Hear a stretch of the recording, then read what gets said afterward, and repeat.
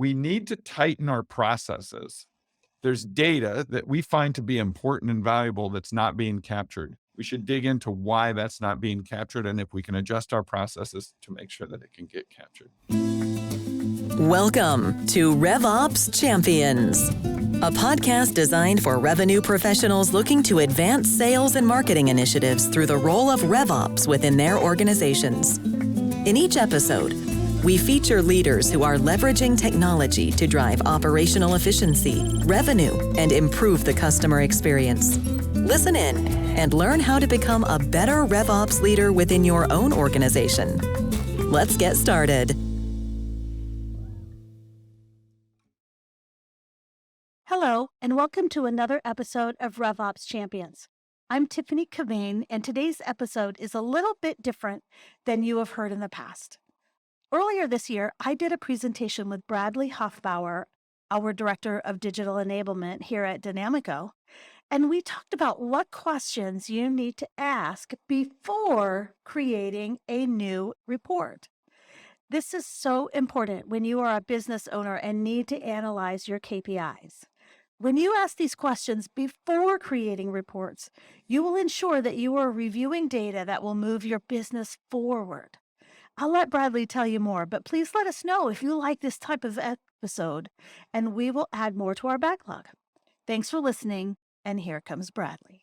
I'm super excited to have my favorite team with me. I've got Adam and Bradley, and you probably recognize Adam if you've been to a hug before. He is normally your host, except that I came in and bulldozed my way in and said, hey, I want to host this one, and maybe a few more going into the future. And I wanted to talk with Bradley about how to really gain some powerful insights into your HubSpot reporting. So before we ever get started and we were tempted to create 25 different reports, tell me, what are the things that we really need to think about before we start writing reports?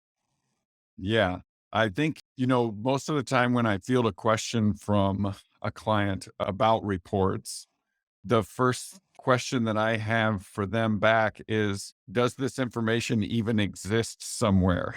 So, I'll field some kind of question from a client about, needing to know some nuanced detail of a certain segment of their companies that they work with, but maybe that information has never even been collected into their system, or, there's no process that exists right now that manages that information. And so half of it is bad data or doesn't exist.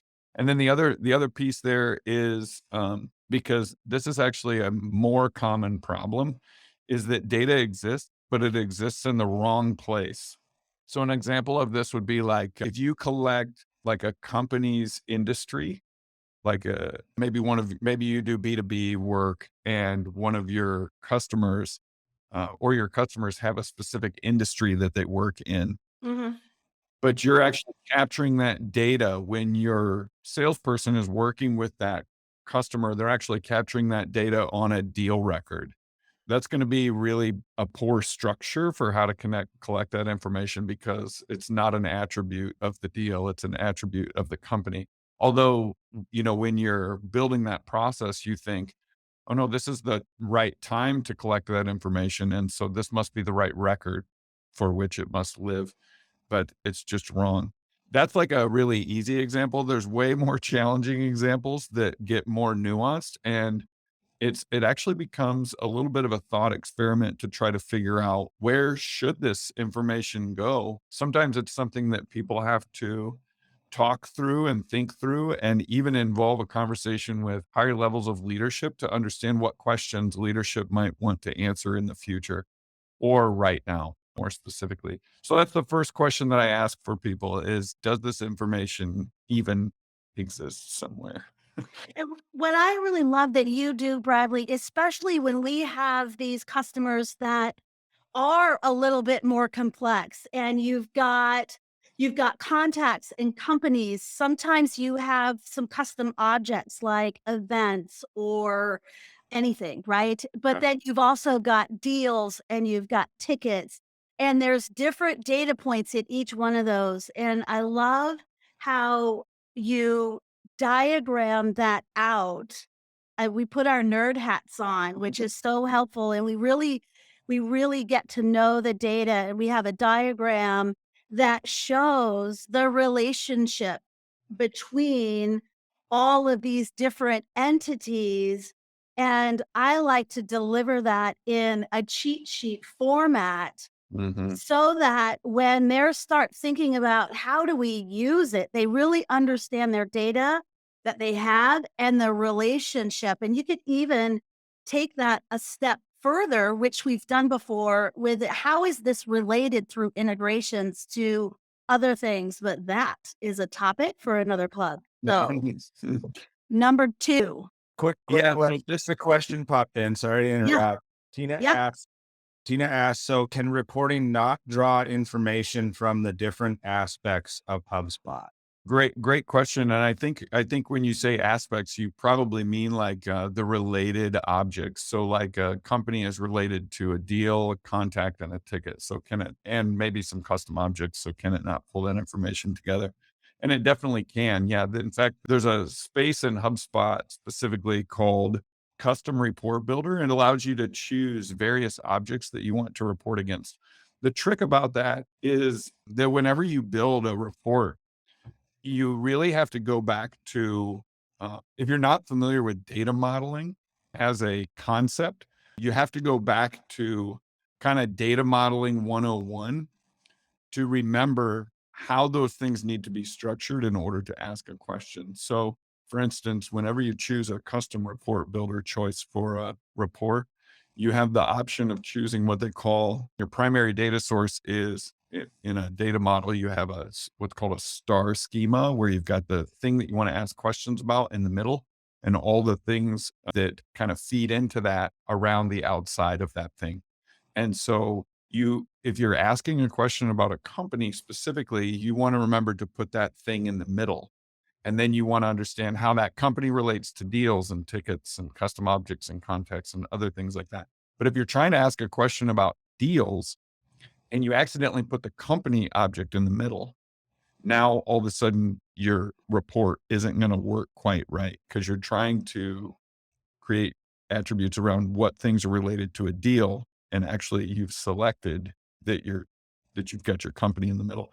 So yes, you totally can, but again, it comes back to that correct data structure. So hope that answers your question. But that actually leads me in, and I even mentioned this in number one, does the data even exist? Number two, are there defined work activities and processes for how the information is populated and managed? So some people say, well, yeah, all of our legacy data, we brought it in, and we had that information in all of our legacy data. Our old CRM, we paid, we bought a list, to do like a past data append, and we wanted to enrich all of our data. So we paid this third party to give us some information. But if that's not regularly updated, or if there's no process for managing and populating that data over time, it's really great the day that you perform the import. And then from that point forward, it's It's just old. falling apart. Yeah. And so we're trying to figure out, does the data exist? But then the second question that I always ask right away, okay, maybe it exists, but is there a process for managing and populating that data actively?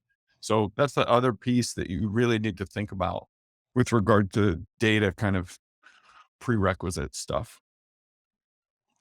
Yeah. And, again, that's just another place where you really want to be thinking about how are you going to use this data before you bring it in and before you integrate it. But again, that's another conversation. So Yeah. I love this next one because you know me, I'm an artist and I like I like having whiteboard walls all around me. So really, Bradley, you really want me to draw a picture with stick figures? I Tell me a really, little bit more about that. I really, really do actually want you to use. So how do you do that? So I do it on a moleskin graph pad notebook. But no, when I talk to a client who requests a report, the first thing after I establish these two things is I say, okay, could you draw me a picture of what you want to see? If you can't draw a picture of what you would want to see, it's unlikely that someone else is going to be able to produce what you want to see. Now, I say that a little bit tongue in cheek because I want to put the onus of defining how someone is going to see information back on the person who's going to be consuming that information. If they really, really, really do not want to see a pie graph, then I need to know that. You know what I mean? If they just find pie graphs to be annoying, like just come out and say it. But I think apart from that, it does kind of remind a person that, like, yeah, okay, so what would I want? This is actually the key thing that I want to understand when I ask someone to draw on a piece of paper what they would want to see is to understand what their axes need to be. So let me give you a really good example. Great. You have two different directions someone could take an axis. So if someone wants to see a report and they're describing it to me and I'm not quite picking up what they're laying down, and then they draw a picture and across the bottom are dates, like months or something like that, going into the past and into the future, then now I know that they're looking for a time axis versus if at the bottom they put, they maybe draw a histogram, like a bar chart kind of a thing. And at the bottom, they've got categorical data like industries. Those are two very, very different perspectives of information. One of them is a time perspective, and the other one is more of a snapshot perspective, typically, that slices information in a certain way, where maybe you've got a filter that's a time filter rather than necessarily having it on an axis. And so that's a key element of just kind of drawing that. And if a person even asks me, well, how would I draw it? That's an example that I would give them for how they would want to go with that. But it can significantly impact how a person interfaces with reports. The first report page I ever built, I probably spent 3 months building this whole report dashboard thing for a bunch of executive people. And one of my best friends is like an incredible designer. And so I sent him a screenshot of my report. And I was like, man, what do you think of this? Isn't this so good? And he immediately sends me a note back. I can't even look at it. What are you talking about? You can't look at it. This is amazing. Have you seen the information that's available on here? He's like, Brad, your colors are like burning my retinas. I can't even see what's happening. So that was another thing where I was just like, okay, yeah, like visuals matter, colors matter, all these things matter. And when somebody draws me a picture of what they want to see, I'm not necessarily going to glean, all the color schemes that they want. But, using your company's color schemes, bringing all that stuff into your actual visualizations, it's really, really important. And then the last piece here on number 3 that I get is maybe someone actually doesn't want a visualization at all. If I ask them to draw it and they're like, oh no, I'm not talking about drawing something. I'm talking about a list. A list? What do you mean? Yeah, like rows of data. A spreadsheet? You want a spreadsheet of information? Yeah, I want a spreadsheet. Okay. That's a very different solution than if you want a visualization. And most oftentimes, and this will get into our next conversation, but most oftentimes that means that a person is not looking to make a decision, but rather they're looking to do work with the report. And so that's a really critical turning point in the conversation as well. Yeah. Although, even with those tables, having them even just sketch out what they want that table to look Totally. like is really helpful because there's nothing worse than going back and forth. Let's do our 5th iteration of this report or this list Yep. because we're not really nailing the information that you get. So I love those tips. And I want to add one more thing that goes back to what your learning modality is. So if you have the ability or if you have the challenge of, if a report is for one person, knowing the best way that they process information is super helpful. So if you have somebody that looks at a spreadsheet and goes, "Oh, I can't even look at that," or the opposite of that, you've got a nice graph and they're a data person, right? And they want to see the numbers. Knowing your audience is really helpful there.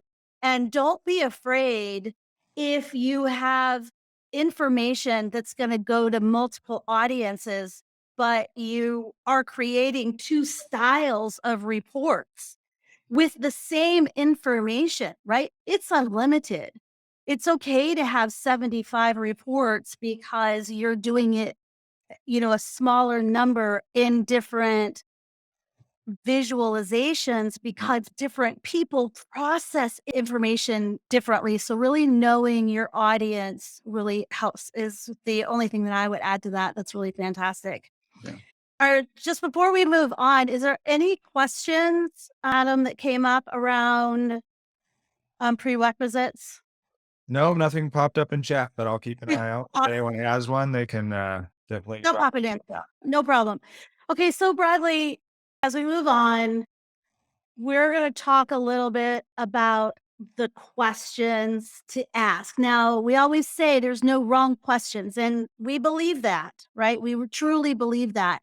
But what I've really learned from you is there are definitely the right questions that are going to get you those powerful insights faster and better, really, when you ask the right questions. Again, we're still before we even start creating the report. So tell me about the difference between work reporting and decision reporting. Yeah, that's a great point. So when we talk about reports and asking the right questions, we want to understand what it is that a person is trying to do because of the information. And so the way that I kind of split that apart is that what a person is trying to do could maybe fall into two categories. They need to make a decision or they need to do work. That's kind of like and decisions are work. So I don't want, all the VPs who are listening or something like that. Just calm down. Decisions are work. I know. But you know what I mean? Like you need to Yeah, actually go make phone calls or like right. you need to go do something. I want to do something for each one of these people on the list. Exactly. And that's more tabular Yes. It than definitely is. visual. It is more tabular. Yeah, Although there's overlap, right? And absolutely. a lot of times senior leaders, like a lot of times we promote people because they were the best at doing something. And so then they get into a leadership role because they were the best person at doing their activity. And, sometimes they forget that even though they are the best and they're supposed to be setting the standards for what work gets done, first they might have to make a decision about that stuff first. And so when we talk about what decision questions to ask, the place that I try to drive people in this conversation is around causation. You're trying to understand causation, right? You're trying to understand another term people use for this, right? Business drivers. What are your drivers of business? Leading sales manager for American Express, buddy of mine, who was kind of over whole regions of the country, asked, when we were talking about, sales volume and success. Mhm. And it's like, doesn't matter, actually does not matter for every single salesperson that I've ever seen, how much better of a conversation any one person has. Whoever made the most phone calls has the highest sales for that month every single time, no matter what. So this is a person who understands drivers, Right. right? This is a person who understands their drivers. So he's going to want to see how many phone calls were made, right? And how many phone calls were made to unique customers or unique leads. That is causation of an outcome. And it's something that you can actually empower your team with to say, I can't go to my team and say, bring in more revenue. That's not something that someone has the ability to do, right? Right. I go to someone and say, make more phone calls. They actually have the power to do that, you know? And so it empowers someone to have, you know, dominion over the thing that can actually improve their progress toward a goal. So here with this, I break it up into these 5 different categories here: customer acquisition and conversion. So are we acquiring and converting a customer? And what are the things that cause that acquisition and conversion? So here we're kind of talking about marketing kind of levers usually, right? Right. Front door levers kind of things. Customer retention and satisfaction. A lot of times this is kind of on the backside. This is kind of your customer service team or your customer experience team or whatever. Revenue change. What is causing revenue change over time, right? Or within a specific campaign that you might be promoting a specific product. Is that causing revenue change? You might have just implemented a new process for some of your sales teams. Is that causing a revenue change up or down, right? So it's sampling and testing. Cost reduction. Did something that we do cause cost reduction? And then this last one, I think, is one that we probably ignore too often, but employee happiness, retention, and success. So are the employee, you know, it's one thing if I say, oh yeah, phone calls actually, you know, result in more sales for each salesperson, but then my sales team hates making phone calls. Well, then it's not really a great thing for me to come to the team and say, hey, make more phone calls, unless I'm going to make phone calls really fun somehow, you know? So this can Right. kind of lead into And when they're the wrong what lead, can, it's no fun to make that. Or you're oh, just, that's or you're sure. right. Or Yeah. you're just getting their voicemail. There's just nothing productive about that. Right. Give me that Glenn Gary, Glenn Ross list, baby. Give me that Glenn Gary. Right. So yeah, you need the right list for sure. So let me, if you don't mind, I'd like Yeah. to repeat back what I heard because I just want to make sure that I'm understanding this correctly. So you're not, let's just take revenue change, for example. What you're saying is not that you don't want a report for revenue, you know, what our change in revenue is so that you know that information, but the decision that you have to make to impact the revenue change is what are the activities we're doing before it that's having that insight into why our revenue is changing, whether not necessarily always when it's going down, but also when it's going up. Like, what is it that we're doing that's causing our revenue to go up so that we can double down on the right things, right? It's that powerful insight. Did I That's get that? exactly right. Okay, That's exactly okay. right. And if somebody is a visual person, like visual graph person, we are going to look at one of these later, but essentially it's a bar graph with time as an axis where you've got measurements of whatever it is that you're doing with a line graph behind it that tells you I love. either the cause is the line graph or yeah, or the outcome is the line graph. Yeah. So we'll look at one in a bit. Okay. Awesome. All right. So those are our decision-making reports. What Yep. about this? Like, I need to do work, Bradley. I need to call some people. Yeah. I Right. need to send out more emails. Tell me a little bit more about that. Yeah. So the funny thing is, these actually aren't the same reports, even though it's the same list. Like, I don't get that. So give me an example. yeah, right on. So my example that I just gave before of like a bar graph with a line graph behind it that tells you the outcome against the actual thing that you're doing, right? That's not something that I could hand someone and say, okay, go make more calls, right? Because it's not leading, it's actually trailing Right. information. It's trailing information that tells me what my leading indicator is. It's historical information that tells me what my leading indicator was a month ago or what it was, you know, a year ago or something like Mhm. that. But if I want to actually go do that work, now we get to your question around like, yeah, I got to have the right list in front of me. So customer acquisition and conversion, if we talk about this question, what report will support actionable work that's associated with customer acquisition and conversion? This is a marketing question. And so here we might want to be examining very specific campaigns and how they performed at acquiring new leads or new customers. We might want to understand activities that occurred. We might want a list of which activities we should be performing and against which customers. So rather than seeing like a decision-making report that tells me what was the cause or what was the outcome from a certain cause, now I actually need to know who is the group or what is the list of things that I need to do and who to do it with in order to make sure that that thing continues. You see what I'm saying? And so Mm-hmm. the reports can be built maybe somewhat similarly to one another, and HubSpot actually has this really great functionality on their reports where if you click on a visualization, it brings up the data in a list I that love sits that. behind the actual information. Yes. So that actually within HubSpot specifically, and there's some other visualization tools in the market that do this as well. When you click on the visualization, it actually brings the data to you, shows you, here's the data that's underlying. In some cases, that might actually support the work.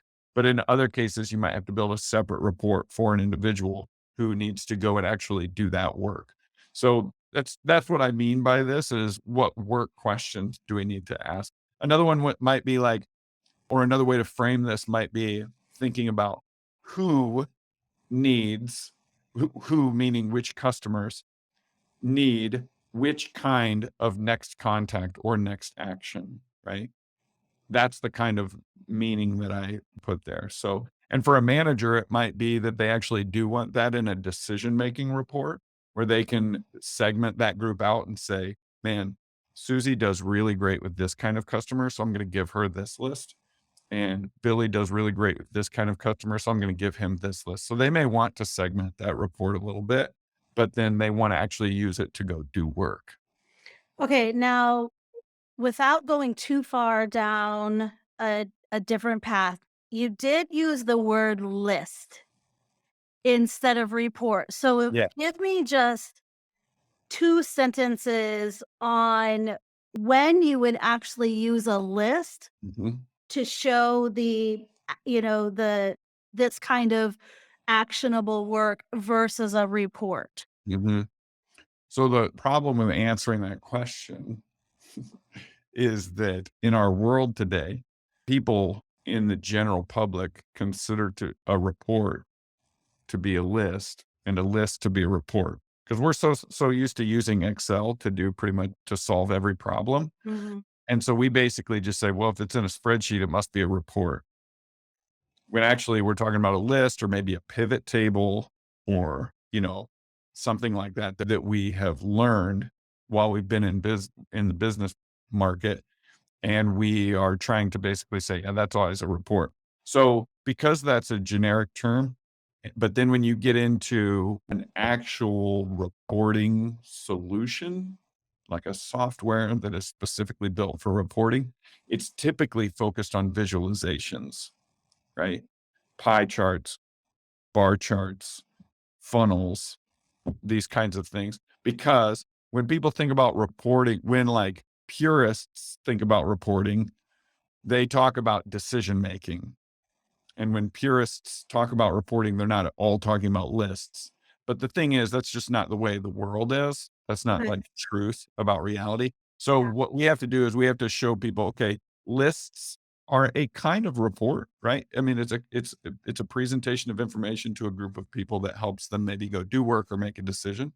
Mhm. And visualizations are that thing too. What you have to know when you're using HubSpot is just that those two things are in different places and they don't call them both reports. They call the visualization one report, Right. the other one a list. Do me a favor, everybody. Give me a visual thumbs up. And Adam, you can probably see everybody more. Give me a thumbs up if you, in June, just a month from now, not waiting till Q3, if you'd like Bradley and I to riff a little bit more down that lists road, because we're gonna move on to our next slide. So Yeah, I can't. give a thumbs up in the chat as well too. That too. If you're not if you're not on. We're getting quite a few yes pleases and Emmanuel with 3 thumbs up. So he really wants it. Okay.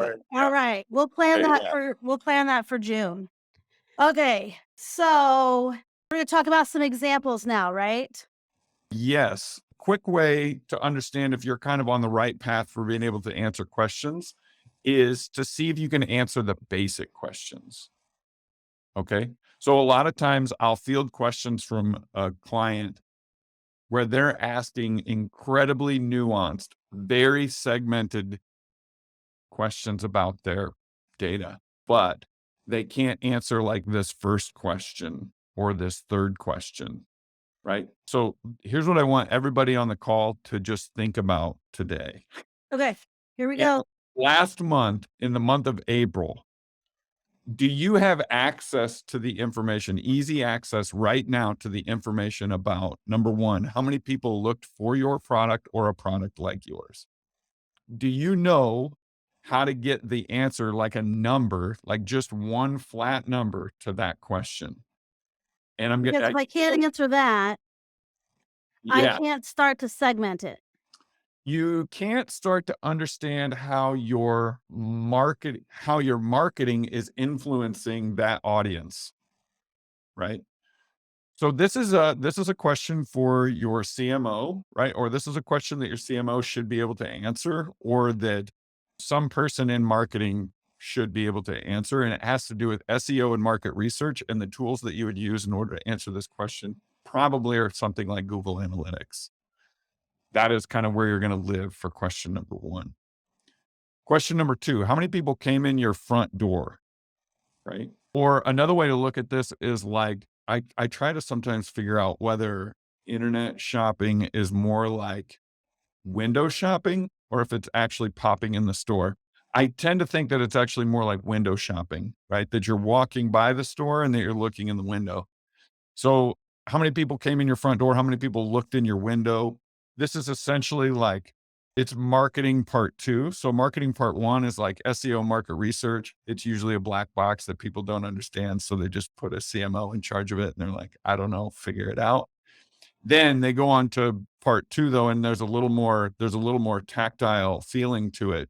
How many website visits did you have? How many ad clicks? How many calls, chats, emails, physical visits, and blog visits? So this is one that you should be able to answer. If you're using HubSpot and you have installed the tracking code into all of your pages on your website, and if you're utilizing HubSpot's ad solutions, and if you're using HubSpot's form submissions, and if you're using HubSpot's blogs and all of this stuff, you should be able to answer this question within HubSpot itself. Then question number three, how many people made contact with a salesperson? So can you just say last month, how many customers made contact with a salesperson last month? Could you say that? Do you know what that number is? Number four, how many unique customers made a purchase last month? And then number five, how many people became a new customer last month? So these are and this isn't like an exhaustive list or anything. This is like me, in 30 minutes thinking of the top, questions I would ask as most basic. If you can answer these questions, then you're ready to start asking the next level of question, which is segmentation of this information. So if you don't know what that means, segmentation of this information, you're basically saying, so let's take number four, for example, how many unique customers made a purchase? So let's say you can answer that question. Now your next question is, okay, what kinds of customers were they? So now we're talking about segmentation of data and not just like the raw data itself. So And you gotta that's walk where you're before you ready can to act. run. That's exactly right. You got to walk before you can run. If you can't answer that question, then spend some time building Here. some reports to figure out if you can answer. If you still can't build a report that can tell you the answer to that question, I would wonder about back to that prerequisite. Does the data exist? Is there a process in place that manages it and collects it? And could you draw a picture of what it is that you're trying to put on the screen? Most of the time, if I get stuck making a graph, after a few minutes, I'm like, I don't even know what I want this to look like. Yeah. I don't even know what I'm doing. I'm just like goofing around in the report engine. I don't even know what I'm trying to get it to look like. So it can help to have a target. And sometimes that Okay. happens to the people who are asking us for the report. They don't necessarily know what they're looking for either. So my pro tip here, right, is to take these things that will all be available with a PDF for you, become the expert in powerful insights that's coming out of your HubSpot. That is going to position you individually as not only your HubSpot expert, but the person that, oh man, I want to know this. I'm going to go to this person. They know these really powerful insights. Give yourself that gift. Yep. Yep. That's right. So let's actually jump into a couple of examples with this, Okay. because there's actually some of these that I have for people and some from the last page that I've created, and I just want to share with people. So I just want to thank FileWave. They're one of our clients. They gave us permission to share some of these reports that I created from their system. So we've been doing some work with them over the last year or so. And so, yeah, I was able to just provide a few of these report examples. So the first one that I want to provide is just, I want to answer that basic question, right? Of how many, so I want to focus on question number 4 for this example. Can you guys see this okay? This is coming through. Yep. Fantastic. So I want to focus on question number 4, just how many customers bought something from us. This is a B2B business. And so this is a report that I created that just shows a breakdown of how many total companies made a purchase. So they had a win in the past quarter. And so 313 right here at the top, you can see this. And then I've gone on to stage 2. So I can answer the question, how many customers bought something from us? 313. So now I can go on to the next question, which is, okay, what kinds of companies were they? So here we get education, enterprise, healthcare, public, K-12, higher education. This is a segmentation property that this organization, FileWave, has defined as being important within their sales process. Now, one thing I want you to see here, 45% of their companies don't have a value for this property. So while I can answer this first question of 313, I actually can't answer the second question of what kinds of companies are buying things from us or have bought things from us in the past quarter. Now, because I can't answer that question, my suggestion would be, now it's time to talk about what is the process.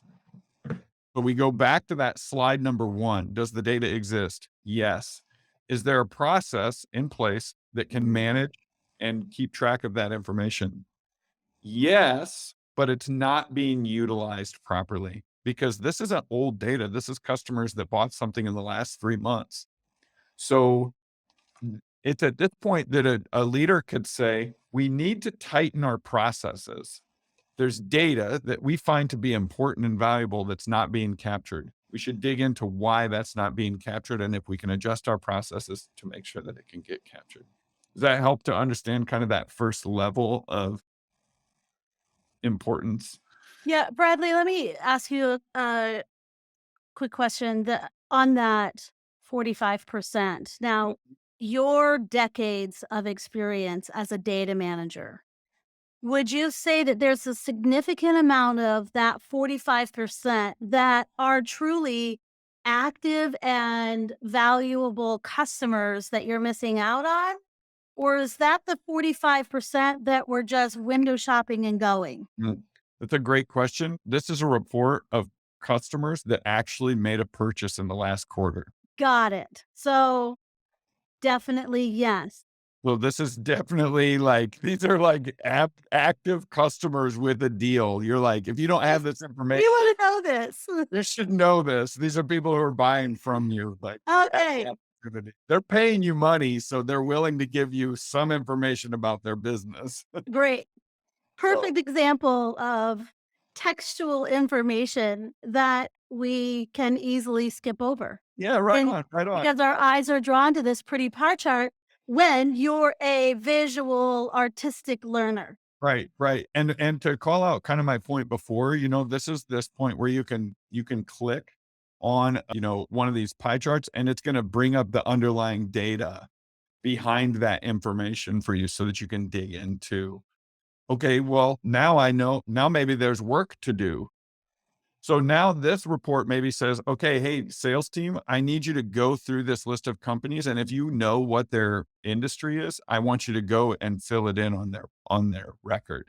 So now you can click into this, you can click on the company name and you can fix that data point if you know it. So, or you could create a list from this report and you could, send some kind of survey email to them and say, hey, what kind of industry would you say that you're in? And give them a list, pick list to choose from or something like that. Could be some kind of survey that you send to them post buy, right? Or you could frame it that way so that you can get your information. Okay. Love it. All right. Yeah, that's the first one. The next one, it was like question number 5 on there. New companies who've done, so people who are new customers to your business right now. So this was companies with a win. This is new companies with a win. So there's 21 in the last quarter who had a win. And so here I see only 5 of the new customers were missing that valuable piece of information about industry. So this might tell me, oh, maybe it's legacy customers who are missing that information, right? It's actually our sales process is not as messy as we thought it might be because most of our new customers have this information filled in on their properties. We only have 5 out of 21 that are missing, but maybe it's actually some of our historical data. So maybe we do need to go back and do some cleanup of information from the past. So this is just another valuable data point that you can bring up. So this was a super easy report to build. I'll just kind of show people what this report was. This is a single object report. So when you go into the report builder, you're given these options, which this menu looks brand new today. It didn't look like this yesterday. So that's really fun. And you would choose single object. And so that's how I got to this screen right here was a single object. And I chose companies. And for a company, what I chose was count of companies. So number of companies. I wanted to see their organization industry. And I wanted that information to be filtered by the date that they had a most recent closed won deal and the date that they became a customer. So those were the 2 properties that I was using in order to filter the information by. I filter the information by the recent close date is this quarter so far. So that means they had a closed won deal this quarter and they became a customer this quarter. So this is how we get to, yep, these are the new customers for this quarter. If I just delete this filter, you can see it gives me that graph that was the first graph that I had. So I really just took that same chart and then I just added an additional filter, which became a customer date. Hey, everybody, put in the chat real quick. Tell me how many of you are comfortable enough in this module of HubSpot that you could do these basic reports. Or just give me a thumbs up. Or a Keep thumbs going, down. Bradley. Or a thumbs down. Or a thought, right? A thought, yeah, good point. That's great. That's great that people feel good about this space right here. Awesome.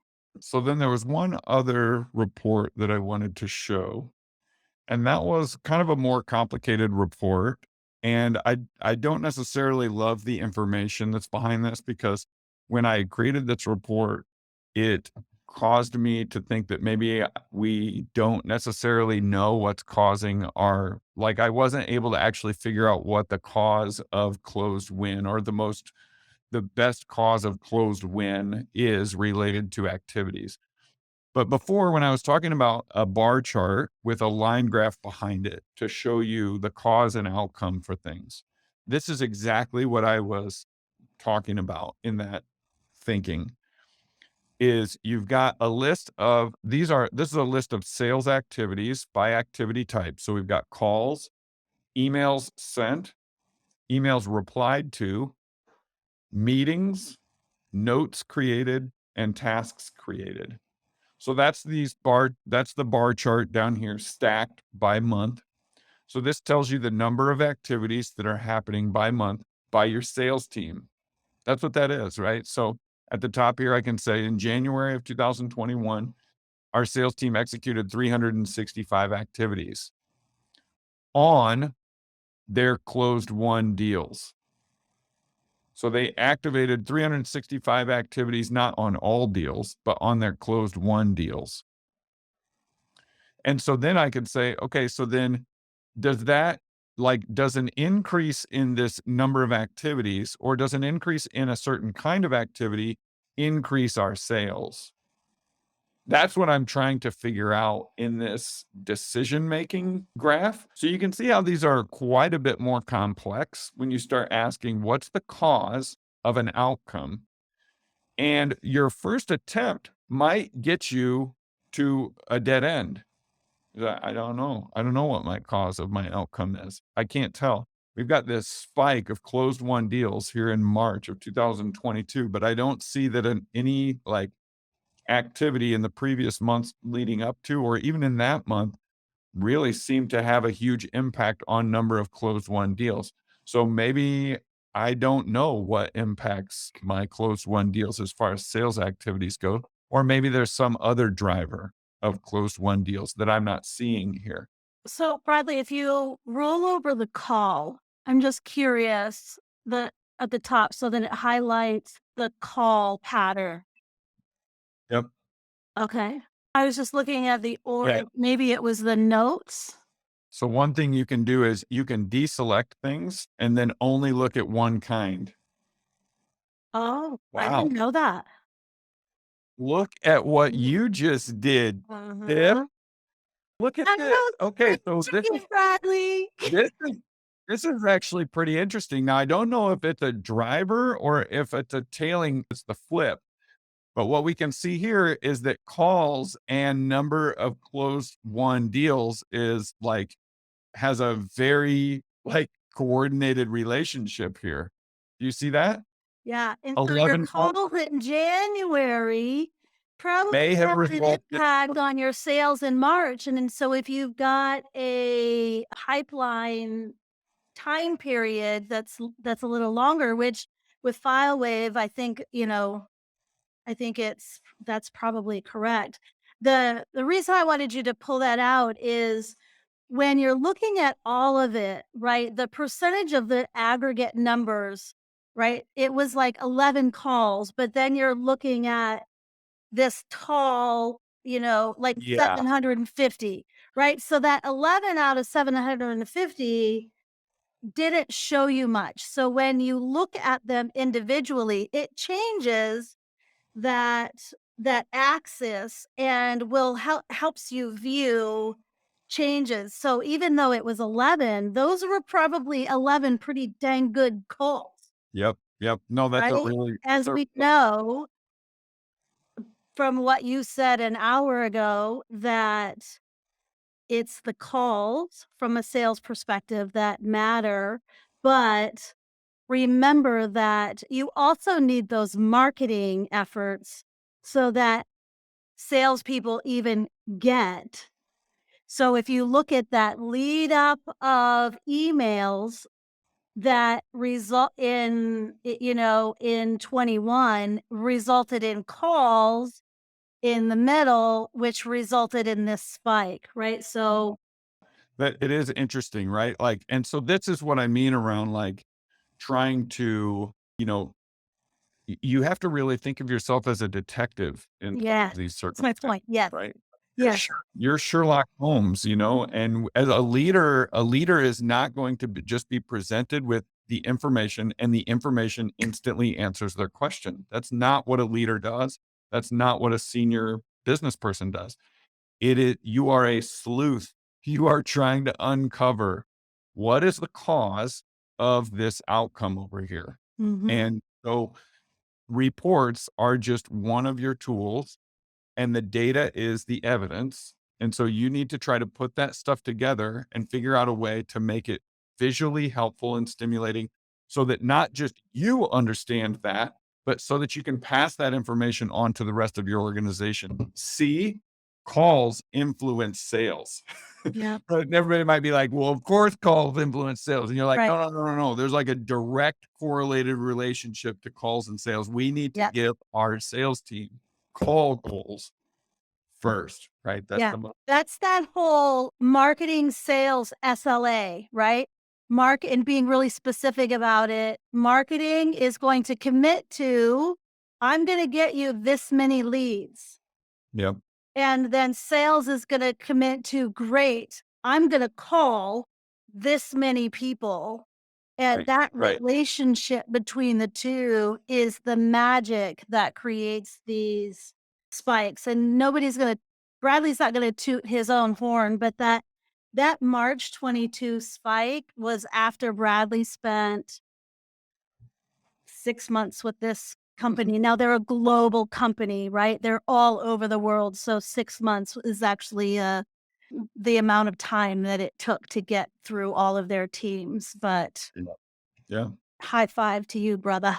Think of this as ask the expert, ask Bradley anything, office hours, right? Like, what's going through your head now that you've done this? And I'd love it if you would put it in the chat. If there was one thing that you were going to take away from today and commit to, you know what? It's the end of the month as I go into June.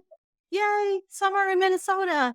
What's one thing that I'm going to promise myself that I'm going to work on, whether it's something new that you're going to do or you're going to double down on something you're already doing. I'd love that. And please feel free to unmute yourself and ask Bradley some questions, and I'll stop talking now.